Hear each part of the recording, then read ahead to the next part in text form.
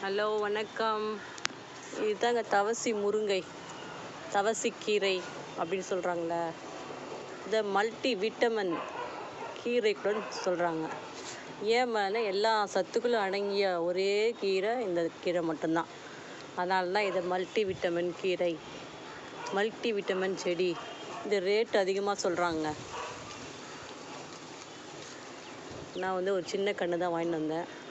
ஆனால் இதுலேருந்து நம்ம உடச்சி முருங்கை எப்படி நம்ம நடுறோமோ அதே மாதிரி நட்டு செடிகளை உருவாக்க முடியுங்க. நான் அப்படி ஒரு 2-3 உருவாக்கி வச்சுருக்கேங்க. இந்த கீரையை பொரியல் பண்ணி சாப்பிட்லாம், நல்லாயிருக்கும். சும்மாவும் இன்னும் சாப்பிட்லான்னு சொல்கிறாங்க. நான் இன்ன வரைக்கும் சாப்பிட்டதில்லை, இப்போ சாப்பிட்டு பார்த்து